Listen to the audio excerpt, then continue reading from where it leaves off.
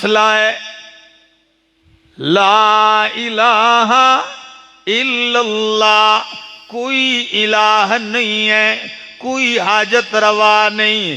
یہی وہ مسئلہ ہے ہارون والو کہ اللہ کے ہر نبی نے آ کر یہی پیغام دیا ہے۔ سیدنا نوح علیہ السلام میرے سامنے اللہ کا قرآن ہے، اٹھائیے اس قرآن کریم میں حضرت نوح علیہ السلام کا ذکر آپ کو کئی مقامات پر ملے گا، بلکہ ایک تو پوری سورت اللہ نے سورہ نوح کے نام سے اتاری ہے۔ سارا قرآن دیکھ لیجئے، قرآن یہ بھی بتلاتا ہے کہ نوح علیہ السلام نے کتنے سال تک اللہ کا پیغام سنایا۔ جی یہ تو تقریباً ہر آدمی کو معلوم ہے، کتنا؟ ہاں 950 سال۔ ہمارے ہاں 950 سالوں میں نسلیں ختم ہو جاتی ہیں، ایسا ہی ہے، بلکہ 100 سال کے بعد پچھلے سارے بھول جاتے ہیں۔ 950 سال تک یہی پیغام ہے۔ کیا پیغام ہے؟ یا قوم اعبدوا اللہ ما لکم من الہ غیرہ، اے میری قوم بس یہی پیغام لے کے آیا ہوں کہ عبادت کرو، بندگی کرو تو کس کی کرو؟ اللہ ہی کی کرو، اس کے سوا تمہارے لیے کوئی الہ، کوئی حاجت روا نہیں ہے۔ ود نہیں، سوا، یغوث، یعوق اور نصر، جن کو تم نے معبود سمجھا ہے، یہ معبود نہیں ہے، یہ حاجتیں پوری نہیں کر سکتے۔ یقین کیجئے، نوح علیہ السلام کی سیرت پڑھیے، نماز کا ذکر نہیں، نوح علیہ السلام کی سیرت پڑھیے، زکوٰۃ کا تذکرہ نہیں ملے گا، نوح علیہ السلام کی سیرت پڑھیے، ان 950 سالوں میں آپ کو کوئی صدقے خیرات کا ذکر نہیں ملے گا۔ کیوں؟ جب تک مسئلہ توحید نہیں مانے گا، نماز بھی کوئی فائدہ نہیں، حج کرے تو کوئی فائدہ نہیں، صدقے قربانیاں دے تب بھی کوئی فائدہ نہیں ہے۔ یہی وہ مسئلہ تھا، جو مان گیا وہ کامیاب ہو گیا، نہیں مانا حقیقی بیٹا ہے کنعان۔ کشتی میں نوح علیہ السلام سوار ہیں، کیا آواز دے رہے ہیں؟ یا بنی ارکب معنا، او میرا بیٹا آجا، سوار ہو جا میرے ساتھ کشتی میں۔ حیوانوں کے جوڑے بھی ہیں، مویشیوں کے جوڑے بھی ہیں، لیکن نبی زادہ کون؟ ہاں نبی زادہ ہے، پیغمبر کا بیٹا ہے۔ کیا کہنے لگا؟ سآوی الی جبل یعصمنی من الماء، میں پہاڑ پہ چڑھ جاؤں گا، پہاڑ مجھے بچا لے گا۔ فرمایا لا عاصم اليوم من امر اللہ، او میرا بیٹا آج اللہ کے سوا کوئی بچانے والا، اللہ کے عذاب سے کوئی بچانے والا نہیں ہے۔ اللہ اکبر، غرق ہو گیا کنعان۔ تو بات کر رہا تھا، یہی وہ مسئلہ ہے جو اللہ کے پاک پیغمبر ابراہیم خلیل اللہ نے اپنے والد گرامی کے سامنے پیش کیا۔ کیا کہنے لگے؟ بڑے پیار سے، بڑی محبت کے ساتھ کہتے ہیں، یا ابت لم تعبد ما لا يسمع ولا يبصر ولا يغني عنك شيئا۔ حضروں والو، ہارون گاؤں والو، کبھی آپ نے خیال کیا ہے ہمارے معاشرے میں اگر چھوٹا کسی بڑے کو دین کی بات بتلائے، عقیدے کی بات بتلائے تو کہتے ہیں کل جمع تھے، آج مسئلے کرنے ہیں، کہتے ہیں کہ نہیں؟ ساڑھے سامنے وڈا ہوئے ہیں، ایسا سمجھانے ٹک کے بہ، یہی کہتے ہیں۔ لیکن یہاں قرآن نے یہ اسلوب نہیں ذکر کیا کہ چھوٹا بڑے کو نہ سمجھائے، نا ادب اپنی جگہ، احترام کے سارے تقاضے پورے کرتے ہوئے اللہ کے خلیل کہتے ہیں یا اباتے، یا ابھی نہیں کہا، کیا کہا؟ یا اباتے، بڑے پیار کے ساتھ، بڑے ادب کے انداز میں، او میرے بابا جان، لم تعبد ما لا يسمع ولا یبصر ولا یغنی عنک شیئا، کیوں عبادت کرتا ہے ایسوں کی لا یسمع، جو تیری سن سکتے؟ پتہ نہیں آپ لوگ کوئی خاموش بیٹھے ہیں یا کوئی ناراض ہیں؟ تھانے میں تو نہیں بیٹھے نا، مسجد میں بیٹھے، کچھ خیر ہے، کچھ جاگ کے بیٹھو تاکہ میں آپ کو رب کا قرآن سنا سکوں۔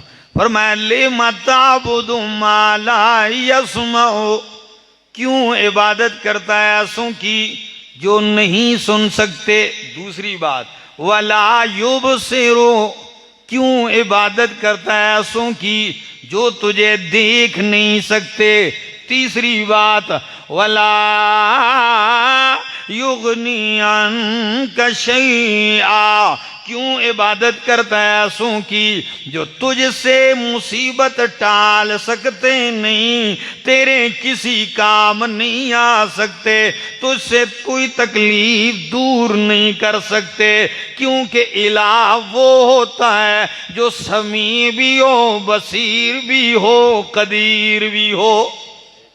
کتنی صفات یاد کر لو، سمیع بھی ہو، بصیر بھی ہو اور قدیر بھی ہو۔ جنہیں تو پکار رہا ہے ابا، لا یسمع، یہ نہیں سن سکتے، اور جس رب کی طرف میں دعوت دیتا ہوں اس کی شان کیا ہے؟ ان ربی لسمیع الدعاء، میرا رب دعائیں سننے والا ہے، وہ سمیع ہے۔ اور جنہیں تو پکارا ہے لا یسمعو، جنہیں تو پوج رہا ہے لا یبصرو، وہ دیکھ نہیں سکتے، اور جس کی طرف میں دعوت دیتا ہوں اس کی شان یہ انہو هو السمیع البصیر، وہ سننے والا بھی ہے، بصیر دیکھنے والا بھی ہے۔ کوئی آواز جہاں سے بھی ہو، جس وقت بھی نکلے، وہ سننے والا ہے، سب کی پکار سننے والا، ہر ایک کو ہر وقت ہر گھڑی ہر جگہ دیکھنے والا اللہ ہے۔ اللہ اکبر، انہو هو السمیع البصیر۔ اور جنہیں تو پکارا ہے لا یغنی عنک شیئا، وہ تیرے کسی کام نہیں آ سکتے، تجھ سے مصیبتیں نہیں ڈال سکتے، تو پوجتا رہے تیری جھولی میں خیر نہیں ڈال سکتے، اور میں جس کی طرف دعوت دیتا ہوں اس کی شان یہ انما امرہ اذا اراد شیئا ان یقول له کن فیکون۔ جب وہ کسی کام کا ارادہ کرتا ہے تو کیا کہتا ہے اس سے؟ کن فیکون، کہتا ہے ہو جا، فیکون، پس ہو جاتا ہے، دیر نہیں لگتی، یہ اسی کی شان ہے۔ ان اللہ علی کل شیء قدیر، اور اس کی شان تو یہ ہے کہ ان یمسسک اللہ بضر، ان یمسسک اللہ بضر فلا کاشف له الا هو، وَإِن يُرِدْكَ بِخَيْرٍ فَلَا رَادَّ لِفَضْلِهِ۔ عجیب جملہ ارشاد فرمایا، ان یرد، یمسسک اللہ بضر، علماء بیٹھے ہیں، معنی کرنے لگا ہوں، اگر وہ ارادہ کرے پہنچانا چاہے آپ کو بضر، کیا لفظ استعمال کیا؟ بضر، ضر کا معنی تکلیف، پھر تنوین لگا دی، بضر،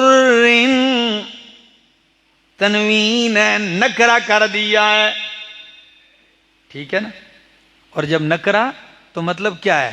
یعنی چھوٹی سی چھوٹی تکلیف ہو یا بڑی سی بڑی تکلیف پہنچانا چاہے تو فرمایا فلا کاشف لہ، علماء بیٹھے ہیں، لا نفی جنس کا ہے، یہ بھی عجیب نکتہ ہے، فلا کاشف، لا نفی جنس ہے، کاشفہ اس کا اسم ہے، لہو جار مجرور متعلق ثابت ان کے یا موجود ان کے، یہ مل کے اس کی خبر ہے، معنی تو سنیے ایمان تازہ ہو جائے گا۔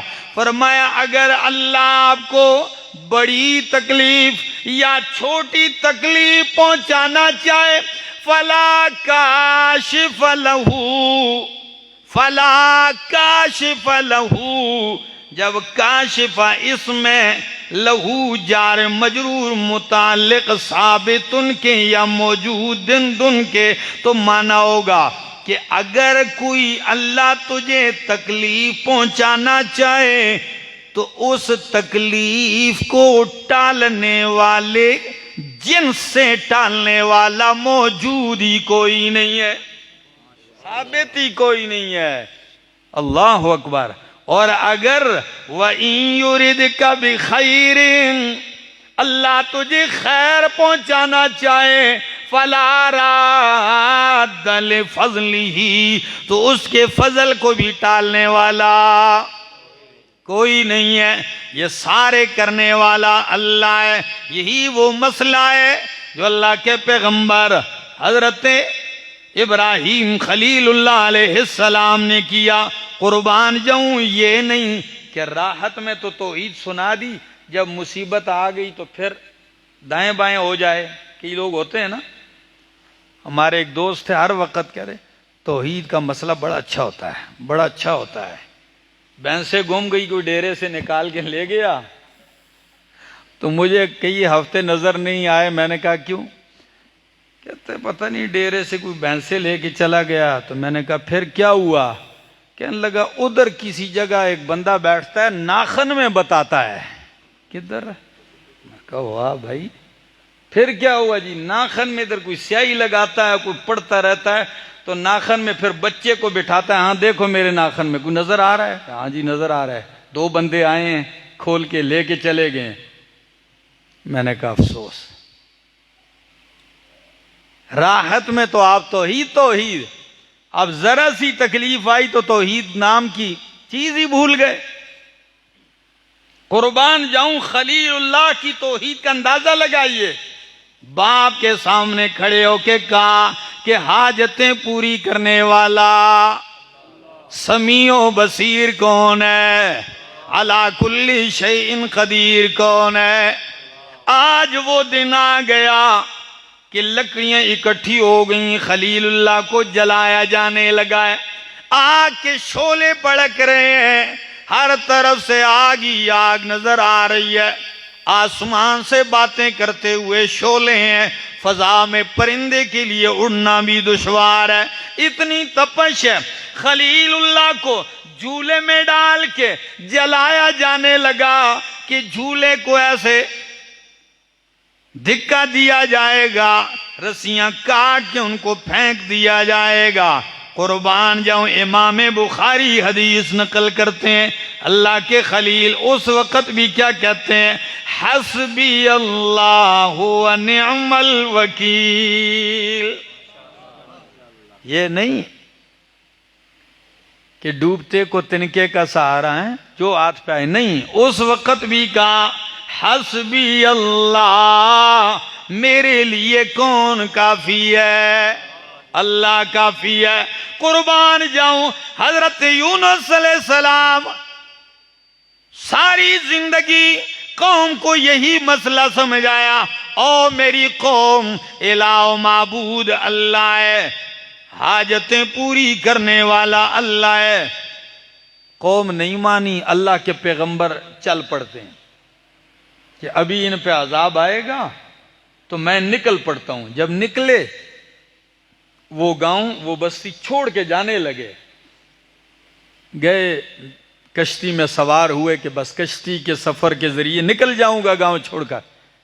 اللہ کی شان، کشتی پھنس گئی بور میں، طوفان آ گیا، موجیں ہی موجیں۔ فیصلہ ہوا کہ ایک آدمی کو بھی نیچے پھینکنا پڑے گا تب کشتی بچے گی۔ قرآن دازی ڈالتے ہیں، نام کن کا نکلتا ہے؟ یونس علیہ السلام کا نام نکلتا ہے۔ قرآن کہتا ہے جو ہی چھلانگ لگائی مچھلی نے انہیں نگل لیا، مچھلی سمندر کی تہہ میں چلی گئی۔ سنیے ہارون والو، جو مسئلہ زمین کے اوپر خشکی میں قوم کے سامنے کیا، وہی عقیدہ اتنا پختہ ہے، مچھلی کے پیٹ میں جانے کے بعد سمندر کی گہرائی میں قرآن کہتا ہے فَنَادَى فِي الظُّلُمَاتِ اللہ الہ الا انت سبحانک انی کنت من الظالمین۔ اللہ اکبر، ان لفظوں پہ تو غور کیجئے۔ فرمایا فنادا فی الظلمات، اندھیروں میں پکارا کس کو؟ اب اندھیرا نہیں کہا، ظلمات، سمندر کی تہہ کا اندھیرا، مچھلی کے پیٹ کا اندھیرا، رات کا اندھیرا، سیاہ بادلوں کا اندھیرا، اندھیرے دھر اندھیرے، ان اندھیروں میں پکارا اور کیا کہنے لگے؟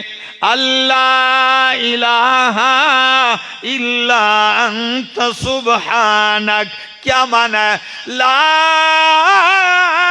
الہ الا انت، اللہ کوئی الہ نہیں، کوئی بچانے والا نہیں، ان اندھیروں میں کوئی سننے والا نہیں، الا انت، مگر تو ہی سننے والا ہے۔ سبحانک، تو کمزوریوں سے پاک ہے، سبحانک تو شریکوں سے پاک ہے، انی کنت من الظالمین، میرے پاس اسباب نجات کی کمی ہے۔ ظلم کا وہ معنی نہیں ہے جو آپ لوگ عام معنی کرتے ہیں، نبی کبھی ظالم نہیں ہوتا۔ اللہ بچنے کے اسباب کی میرے پاس کمی ہے۔ قرآن کہتا ہے جب اللہ کو پکارا مچھلی نے باہر نگل دیا، باہر پھینک دیا، اگل دیا۔ تو یہی وہ مسئلہ ہے جو اللہ کے نبی بیان کرتے رہے، اور یہی وہ مسئلہ ہے میرا بھائی کہ سید الانبیاء، فخر الانبیاء، امام الانبیاء محمد الرسول اللہ صلی اللہ تعالی علیہ وسلم نے صفا کی پہاڑی پر پہلے دن ہی سے، ہمارے ہاں تو علماء کہتے ہیں نئی بستی میں چلے جاؤ نا تو پہلے دن توحید کا مسئلہ نہ چھیڑیا کرو، یہی کہتے ہیں پہلے نرم نرم مسئلے کرو تاکہ لوگوں کا ماحول بن جائے تو پھر توحید کا نمبر۔ لیکن قربان جاؤں میرے پاک پیغمبر، شرک کا گڑھ ہے، کعبۃ اللہ بتوں سے بھرا ہے، حرم میں بتوں کو پوجا جا رہا ہے، اور اسی حرم کے سامنے، کعبۃ اللہ کے سامنے صفا کی پہاڑی، یہ وہی پہاڑی ہے جہاں سعی شروع کرتے ہیں، صفا سے مروہ اور مروہ سے صفا تک۔ اسی صفا کی پہاڑی پہ کعبۃ اللہ کے سامنے کھڑے ہو کے کیا کہتے ہیں؟ یا ایھا الناس قولوا لا الہ الا اللہ تفلحوا، او لوگو مان جاؤ، او لوگو مان جاؤ، یہ عقیدہ اپنا لو کہ لا الہ، کوئی الہ نہیں الا اللہ، اگر ہے تو کون ہے؟ ہارون والو، اللہ کا نام لیتے ہوئے بھی کوئی خرچہ ہوتا ہے؟ اگر آپ کا پیٹرول لگتا ہے، اگرچہ آج کل بڑا مہنگا ہو رہا ہے، تو پیٹرول کا خرچہ مجھ سے لے لینا یار، پیٹرول تو میرا لگا ہے، کچھ آپ بھی بولو۔ فرمایا قولوا لا الہ الا اللہ تفلحوا، لوگوں مان جاؤ، کہہ لو کہ لا الہ، الہ کوئی نہیں، حاجتیں پوری کرنے والا کوئی نہیں الا اللہ، اگر ہے تو کون ہے؟ اللہ ہے۔ یہی وہ پیغام تھا، اپنے بیگانے ہو گئے، نام لیوا جان لیوا بن گئے، صادق اور امین کہنے والے شاعر اور مجنون کہنے لگے۔ ایسا ہے، نام خود ہی صادق اور امین رکھا انہوں نے۔ نبی علیہ السلام کا نام بھی نہیں لیتے تھے، بلکہ نبی علیہ السلام کو جب دیکھتے، نبی علیہ السلام آ رہے ہوتے تو کہتے جاء صادق امین، صادق اور امین آ گئے، سچے آ گئے، امانت دار آ گئے۔ بس یہی وہ مسئلہ تھا، 40 سال تک صادق اور امین کہنے والے لا الہ الا اللہ کی صدا سننے کے بعد 40 سال تک صادق اور امین کہنے والوں نے 40 سیکنڈ بھی انتظار نہیں کیا، ایک دم بدل گئے۔ شاعر ہے، مجنون ہے، پاگل ہے، دیوانہ ہے، پتھر شروع کر دیے۔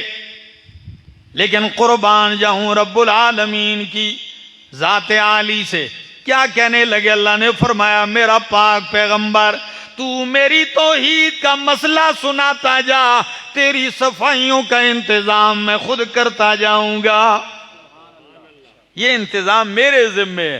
جب انہوں نے کہا شاعر ہے تو اللہ نے فرمایا وَمَا عَلَّمْنَاهُ الشِّعْرَ وَمَا يَنبَغِي لَهُ، میں نے اپنے پیغمبر کو شاعری کا علم نہیں دیا، اور نہ ہی یہ میرے پیغمبر کے شایع نشان ہے۔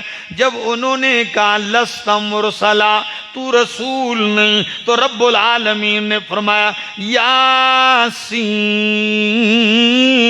والقرآن الحکیم انک لمن المرسلین۔ مجھے قرآن حکیم کی قسم ہے کہ میرا پیغمبر تو رسولوں میں سے ہے۔ جب انہوں نے کہا کہ یہ مجنون ہے، انک لمجنون، تو پاگل ہے، مجنون ہے، تو اللہ نے فرمایا نون والقلم وما یسطرون ما انت بنعمت ربک بمجنون۔ کتنا پیارا انداز ہے، نون والقلم، شاہد قلم، گواہ ہے قلم، قسم ہے قلم کی مجھے، وما یسطرون، اور جو قلم سے لکھتے ہیں یہ سارا کچھ گواہ ہے کہ ما انت بنعمت ربک بمجنون، تو اپنے رب کے فضل سے، نعمت سے مجنون نہیں ہے۔ کتنی صفائی دی ہے، اور یہ انداز کیوں اپنایا؟ اس میں بھی ایک حکمت ہے۔ فرمایا قلم گواہ ہے، قلم سے جو کچھ لکھا گیا ہے، قلم سے کتابیں لکھی گئیں، قلم سے وحی لکھی گئی ہے، قلم سے پیغمبروں کی باتیں لکھی گئی ہیں، قلم سے شاعری لکھی گئی، قیامت تک جو کچھ قلم سے لکھا جائے گا یہ ایک طرف رکھ دیا جائے اور تیری زبان سے نکلنے والا قرآن دوسری طرف رکھ دیا جائے، پھر جوڑ ملایا جائے تو پتہ چلے گا کہ کائنات میں سارا کچھ لکھا ہوا تیرے زبان سے نکلے ہوئے قرآن کی ایک آیت کا مقابلہ نہیں کر سکتے، تو مجنون کیسے ہو گیا؟ یہ ساری لکھائی ایک طرف اور آپ کی باتیں دوسری طرف، پتہ چل جائے گا کہ آپ جو کہتے ہیں یہ دیوانوں کا کلام نہیں ہے۔ یا یہ بھی معنی ہے کہ والقلم وما یسطرون، قسم ہے قلم کی، قلم سے بہت کچھ لکھا جائے گا لیکن آپ کو قلم سے مجنون کبھی نہیں لکھا جائے گا۔ لکھنے والوں نے بہت کچھ لکھا لیکن مجنون آپ کو کسی نے نہیں لکھا۔ فرمایا یہی وہ مسئلہ ہے ہارون والو، یہ اتنا اہم مسئلہ ہے۔ توحید کی کوئی فضیلت بھی ہے، کیونکہ ہمارے ہاں مسواک کرتا ہے کوئی تو لوگ کہتے ہیں مسواک کی بڑی فضیلت ہے۔ جی مسواک کی فضیلت کیا ہے؟ مسواک کرنا منہ کی صفائی ہے، مطہرۃ للفم ومرضات للرب، منہ کی صفائی رب کی رضا ہے۔ ایسا ہی ہے تلاوت کی، فلاں عبادت کی، فلاں کی، توحید کی کیا فضیلت ہے؟ آئیے توحید کی چند فضیلتیں سن لیجئے۔ توحید کی وہ فضیلت آپ نے بارہا حدیث سنی ہوگی، قیامت کے دن 99 دفتر گناہوں کے ایک بندہ لے کے آئے گا اور تولنے کے لیے، تو وہ کہے گا اللہ تولنے کی کیا ضرورت ہے، اس کے مقابلے میں میری نیکیاں ہے ہی کوئی نہیں۔ یہ 99 دفتر گناہوں کے نیکیاں کتنی ہوں گی؟ فرمائیں گے آپ کی ایک امانت ہے ہمارے پاس، ایک نیکی۔ کیا؟ حدیث البطاقہ اسے کہتے ہیں، ایک پرچی لائی جائے گی جس پہ لا الہ الا اللہ، جو خالص توحید کے عقیدے کے ساتھ اس نے پڑھا ہوگا وہ لا کے رکھ دیا جائے گا۔ وہ کاغذ کا پرزہ 99 دفتروں پہ بھاری ہو جائے گا۔ یہ ہے توحید۔ ایک اور فضیلت ذرا سن لیجئے، اللہ کے پاک پیغمبر صلی اللہ تعالی علیہ وسلم، مسند احمد کی حدیث ہے، باقی اعمال سارے دین کو بدن سے تشبیہ دی ہے، تو بدن میں آنکھ بھی ہے، ہاتھ بھی ہیں، کان بھی ہیں، پاؤں بھی ہے۔ پاؤں کٹ جائے بندہ رہتا ہے کہ نہیں؟ زندہ رہتا ہے، کبھی کبھی ہاتھوں کے بغیر، لیکن توحید کو درجہ دیا گیا سر کا۔ دین میں توحید کو وہ درجہ ہے جو بدن میں سر کو ہے۔ تو سچ بتاؤ کوئی دنیا میں ایسا بندہ دیکھا سر کے بغیر گھوم رہا ہو؟ دونوں ہاتھوں کے بغیر، دونوں ٹانگوں کے بغیر، دونوں آنکھوں سے بھی محروم آپ کو نظر آئیں گے۔ سر کے بغیر بدن نہیں، انسان نہیں۔ اسی طرح اگر باقی اعمال میں کمی ہوگی چل جائے گا، لیکن اگر توحید نہیں تو توحید نہیں، تو سر نہیں، سر نہیں تو پیچھے کچھ بھی نہیں ہے۔ یہ ہے وہ اہم مسئلہ، اور اس کو لوگ اہمیت ہی کوئی نہیں دیتے، نہ اس کا کوئی خیال ہے۔ کئیوں کو یہ خیال ہوتا ہے جی مسئلہ توحید پہ زیادہ سختی، جنازے میں لوگ نہیں آئیں گے، یہی کہتے ہیں لوگ جنازے میں۔ سن لو، جو مسلم کی حدیث پڑھنے لگا ہوں، نبی علیہ السلام نے فرمایا یہ ضروری نہیں آپ کے جنازے میں 10 لاکھ لوگ ہوں، 20 ہوں، 15 ہوں۔ توحید وہ غیرتی مسئلہ ہے کہ اللہ نے اس کے ساتھ بالکل نمایاں اور الگ سلوک رکھا ہے۔ وہ کیا ہے؟ فرمایا جب کوئی بندہ فوت ہو گیا، مومن موحد گناہگار ہے، اس کے جنازے میں ہزاروں بندے نہیں، صرف 40 بندے جو شرک نہ کرتے ہوں، یہ شریک ہو جائیں، رب معاف کر دیتا ہے۔ کتنے؟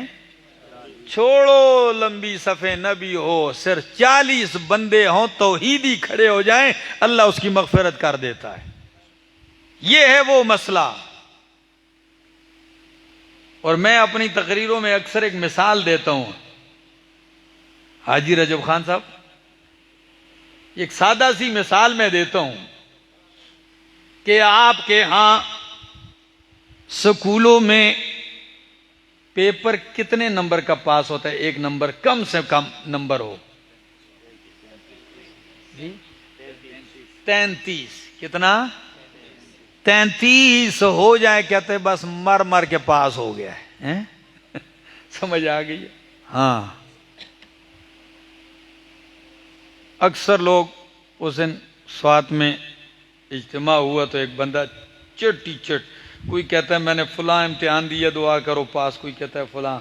میں آخیا پترا کوئی لکھے ہوئی ہے تو پاس ہو سی، دعاؤں سے ابھی نہیں، کچھ آپ نے بھی کرنا ہے۔ تو 33 والا پاس، اگر اس سے کم تو وہ کیا ہو گیا؟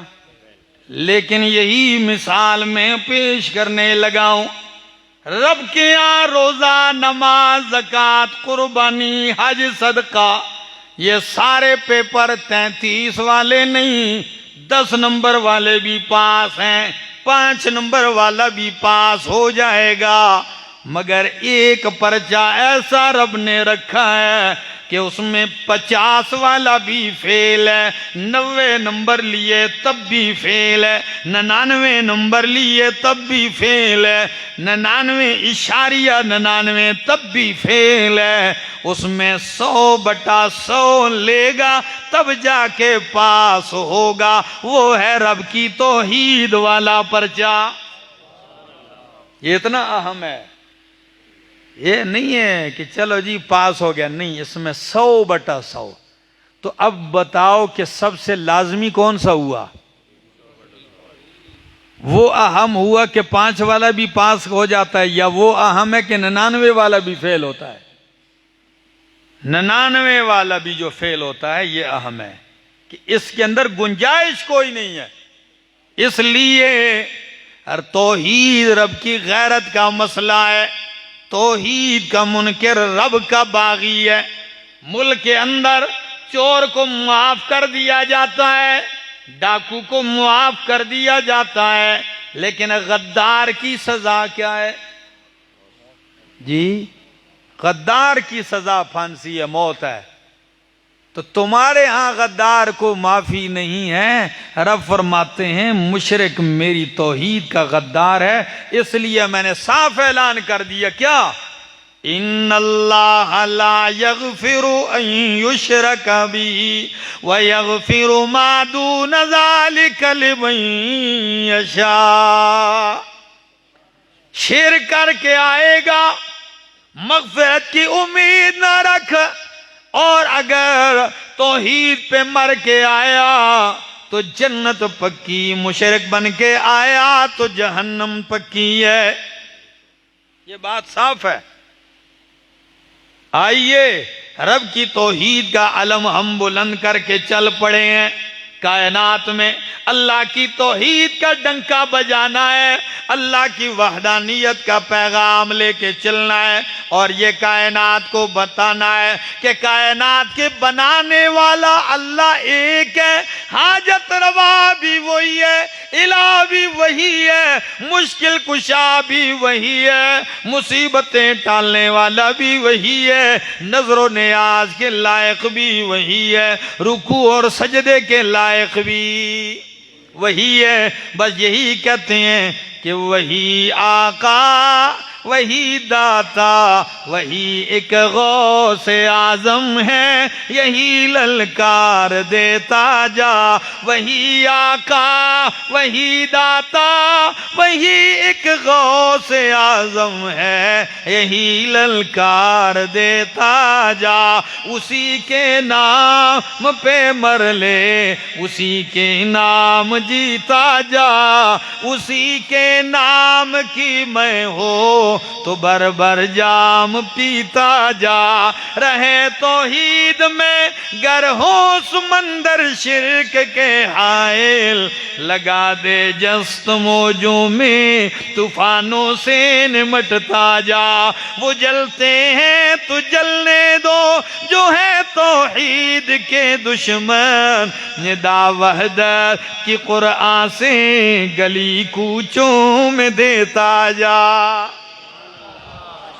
میرے دوستو، اللہ ہم سب کو عمل کی توفیق عطا فرمائے، اللہ اس مسئلے کو سمجھنے کی توفیق عطا فرمائے۔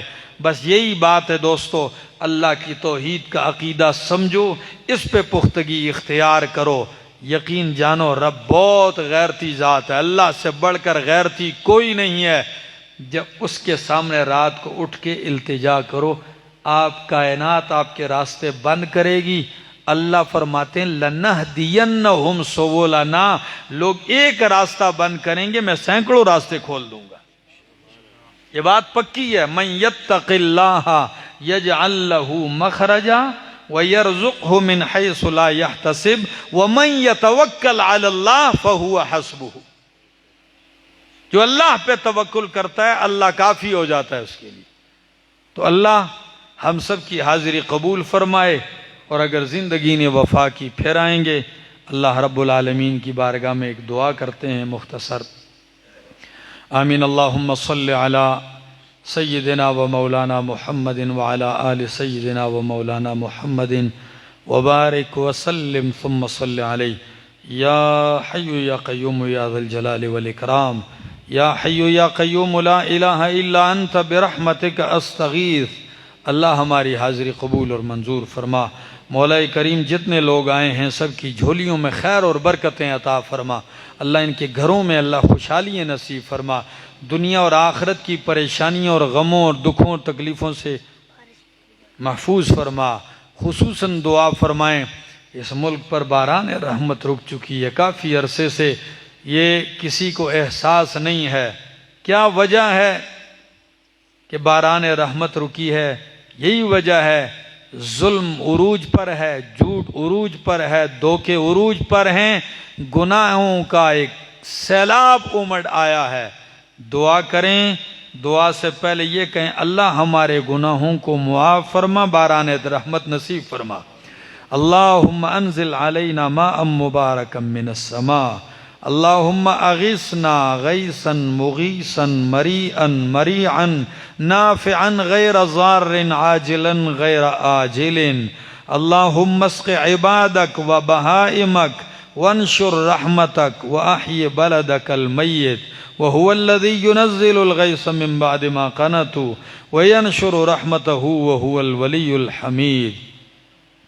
خصوصاً دعا فرمائیں، ابھی آنے سے پہلے کچھ دیر بیٹھے رہے ہم حاجی رجب خان صاحب کے پاس، ان کے بھائی منصف خان صاحب، صداقت خان صاحب جو کچھ عرصہ پہلے شہید ہو گئے ہیں، دعا فرمائیں اللہ انہیں جنت الفردوس میں اعلیٰ مقام نصیب فرمائے، اور جو انہوں نے کار خیر کی یہ بنیاد رکھی ہے اللہ اس کا ثواب انہیں نصیب فرمائے، اور اللہ رب العالمین ان کی مظلومانہ شہادت کو اللہ قبول فرمائے، اور اللہ دشمنان کو کیفر کردار تک پہنچائے، اور اللہ رب العالمین جتنے بھی مظلوم ہے اللہ تو تمام مظلوموں کا حامی اور ناصر بن جا۔